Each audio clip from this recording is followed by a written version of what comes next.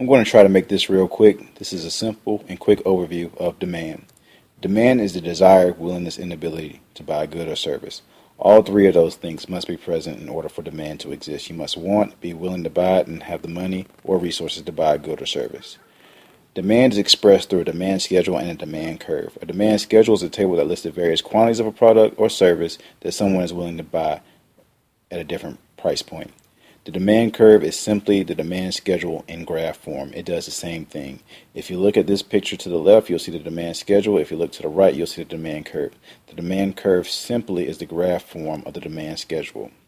The law of demand states that as the price goes up, the quantity desired for a product or good or service is going to go down.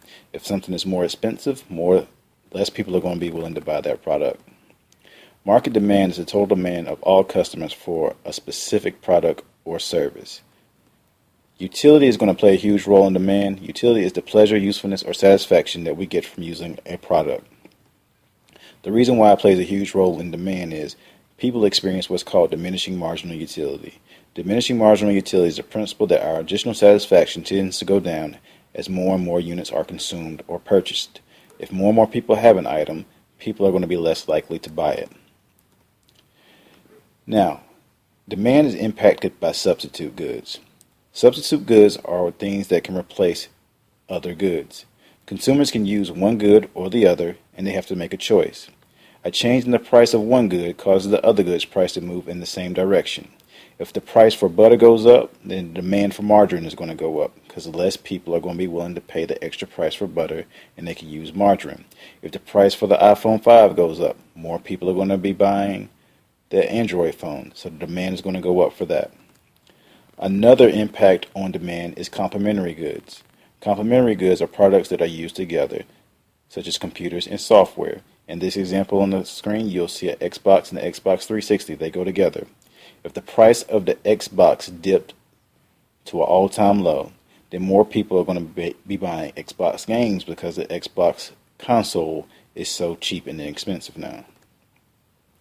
When we look at demand, we're going to have two types of demand, elastic demand and inelastic demand. Elastic demand is going to respond to the price change. Inelastic demand does not respond to a change in price. That means no matter how expensive something is, people are going to always buy it. The example on the screen says at Thanksgiving time, people are going to always buy turkeys. With elastic demand, demand is going to respond to a change in the price.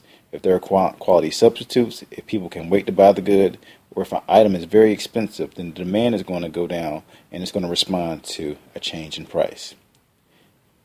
Inelastic demand is going to have very few substitutes, and basically it's our necessities.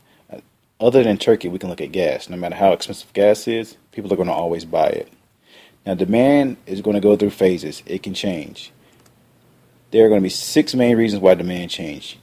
You're going to have a change in number of customers, change in consumers' income, change in taste, change in expectations, change in substitutes, and changes in complementary goods. That's it for demand. Hopefully you got something from it. We'll talk about it tomorrow in class.